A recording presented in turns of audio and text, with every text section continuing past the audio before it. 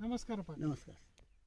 शेतकरी मित्रांनो, विद्यार्थ्यांनो व कृषी क्षेत्रातील ज्यांना आवड आहे त्यांच्यासाठी आज आपण रेवगाव तालुका जिल्हा जालना इथं आलेलो आहेत आणि ह्या व्हिडिओमध्ये आपण एक इंटिग्रेटेड फार्मिंग सिस्टीम मॉडेलबद्दल थोडी माहिती घेणार आहेत. बऱ्याचदा इंटिग्रेटेड फार्मिंग सिस्टीमबद्दल लोक USA, इस्रायल, युरोप इथं जाऊन माहिती घेतात, पण ते इंटिग्रेटेड फार्मिंग सिस्टीमचं मॉडेल आपल्या जालना जिल्ह्यातील रेवगाव तालुका जिल्हा जालना इथं आहेत. आणि आज आपल्यासोबत अनिल पाखरे मामा आहेत, तर त्यांच्याबद्दल त्यांच्याकडनं आपण त्यांच्या इंटिग्रेटेड फार्मिंग सिस्टीमबद्दल माहिती घेऊ.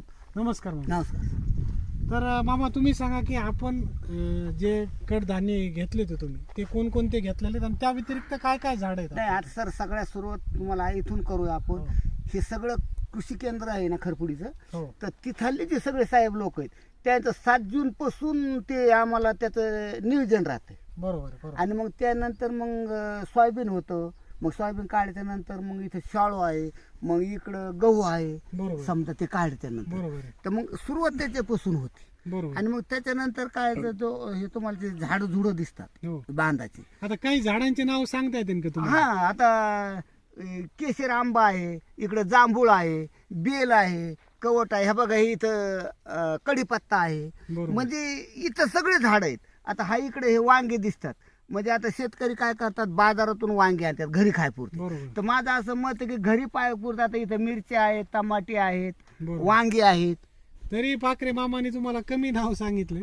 इथं यांच्याकडे लिंबू आहे, भेंडी आहे, शेवगा आहे, वांगे आहेत, त्याच्यानंतर खूप आहे बाकी सर, मला कोथिंबीर सांगता येणार आहे, नाही. तूर आहे, इतके म्हणजे जवळपास 100 डिफरंट टाईप ऑफ स्पीशीज, 100 वेगवेगळ्या जातींचे ट्रीजचे याच्यामध्ये आहेत. आणि याच्यामध्ये फक्त ॲग्रिकल्चर व्यतिरिक्त त्यांच्याकडे पोल्ट्री पण आहे, सिल्व्हिपास्टर कल्चर पण आहे, त्याच्यानंतर फ्रूट क्रॉप्स पण त्यांनी लावलेले आहेत.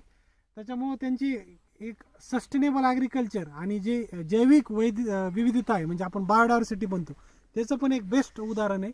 आणि म्हणजे आपण बऱ्याचदा म्हणतो पर्यावरणाचा विचार करून, पर्यावरणाचा विचार करताच पाखरे मामाला आज त्यांचं उत्पन्न आपण त्यांच्याकडूनच जाणून घेऊ की बाबा त्यांचं उत्पन्नाचं मॉडेल काय आहे नेमकी.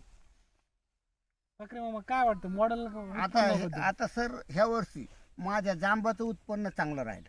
बरोबर जांब नाही, आधी सीताफळ चालू झाली बरोबर आणि मग सीताफळ संपत आली बरोबर. आणि मग जाम चाली झाला. बरोबर मग जाम संपत आला, मग त्याच्यानंतर आता आंबा आणि लिंबू फुलूर येत आहे.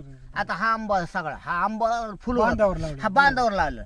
तर म्हणजे हा जे बांधाचा जे टॉप आहे हा सतत. आता तुम्ही सकाळी माझ्याकडे आले तर मी गावात भाजीपाला विकत होतो, बरोबर म्हणजे शेवग्याच्या शेंगा. आता तुम्ही शेवगा पाहिला ना, बरोबर. तर शेवग्याच्या शेंगा माझ्याकडून कधी 30 रुपये, किती भाव कमी होते, 30 रुपये 40 रुपये पावशेर विकतो. बरोबर बरोबर आणि म्हणून हा जो बांधाचा ड्रॉप आहे शेतकऱ्याला माझी एक विनंती सगळ्याला, बरोबर. म्हणजे तुमच्यातर्फे बरोबर विद्यार्थ्याला बी, की आपण आपल्या पुरतं आता ते आमच्या भावाचे की बाबा कमीत कमी एका माणसाला 5 झाडं पाहिजे, बरोबर बरोबर. कमीत कमी. त्या 5 झाडं जर प्रत्येक माणसानं जगवली, मग ते बंगल्या पुढं म्हणा किंवा एखाद्याकडे समजा नसलं तर एखाद्या शेतकऱ्याला ते झाड दान द्यायचं, दिलं, बरोबर. असं दान जरी दिलं तरी बरोबर. पर्यावरण तर चांगलं होऊ शकतं सर.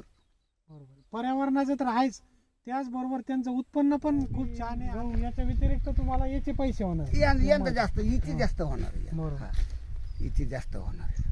आता ही जी झाडे ही मी तुम्ही जे म्हटले ना, आता ही जी झाड आहे ही आमच्या आजोबाच्या हाती झाड आहे. बरोबर तर याचं घेर खूप, म्हणजे आता काही लोक काय जुने झाडं तोडून टाकायला लागले. बरोबर तर मी काहीला काय म्हणतो की तुम्ही जुने झाडं तोडून आता हे दरवर्षी 15-20 हजार ह्या वर्षी का, म्हणजे ह्या वर्षी का माझ्या चिंचाला गिऱ्हाईक लागलेलं आता, म्हणजे 150 रुपये किलो फोडलेली चीज, आणि चिचो का मी वेगळा एक येतो. बरोबर. तर ह्या वर्षी 20-25 हजार रुपये म्हणजे घरात आहे. सांगा मला शेती करता. हा जे आहे ना सर, लोक काय करतात गांडूळ बिंडूळ तर लागतातच, परंतु हा जो झाडाच्या बुडाला हा कचरा टाकला याचा हा तुम्ही आता तिकडून थोडीशी माती टाकायची, इकडून थोडीशी माती याच्यावर टाकायची, हा पूर्ण सेंद्रिय गर्भ तयार होतो. आता शेतकऱ्याने काय केलं पाहिजे, शेतकरी लोक हे जाळून टाकतात, तर ते जाळलं नाही पाहिजे. आता जाळल्यामध्ये 2-3 आपले असे घाटे होते, म्हणजे जे काही चांगली जीवन जमिनीतली समजा, तर ते बी ते किडे मकुडे मरून जाते. आता उधाळ्या आहेत, उधाळ्या मिळाल्या नाही पाहिजे. आणि म्हणून ही जी आता उन्हाळा संपला की पावसाळा जवळजवळ आलं की याच्यामध्ये हे पूर्ण असा कचरा भरतोय मी. आणि मग ते हे पूर्ण याला कचरा होता पूर्ण, हे कचरा पूर्ण सडून गेला पावसाळ्यात त्या सगळ्या झाडायला. किती मोठे झाडं दिसतात ना, आता इथून पुरं कचऱ्याचं वातावरण असं मोठा कचरा तयार करतो आणि मग हे कचऱ्यामुळे ते कंपोस्ट तयार होतं. बरोबर. म्हणजे आता लोक काय करतात, मी टाकीत काहीच दिसत, हे शेतात पूर्ण वावरातला कचरा इथं टाकतो. आणि हे भरपूर आहे असं. आता हा पट्टाच्या पट्टाच आहे. हा पट्टा.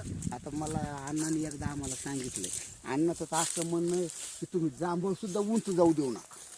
काय म्हणे, उंच जाऊ देऊ नका. आता हे लहान झाडं असल्यामुळं सर 50% फायदा, गळ नाही व्हायची. बरोबर. काय गळ नाही व्हायची. आता हा आंबा एकदम चौकोन असा शेतकऱ्यानं, तर निदान समजा आपण 25 शेतकरी आणले, त्याला 2 शेतकऱ्याला जरी त्यानं तसं त्याच्या डोक्यात बसलं तर, आता माझ्यामुळं जवळजवळ 2-3 शेतकरी आपलं झाडं लिंबाची या झाडाझुडामध्ये मस्त चांगलं राहिलं. म्हणजे त्यांचं म्हणणं आहे की सोयाबीन, हरभरा, कापूस हे तर घ्याच, पण त्या व्यतिरिक्त तुम्ही बाकीचे झाडांकडे वळा, की म्हणजे तुमच्या पैशाचं उत्पन्नाचा सोर्स वाढेल. म्हणजे जे डायव्हर्सिफाईड फार्मिंग आहे त्याच्याकडे तुम्ही जाण्याचा प्रयत्न करा.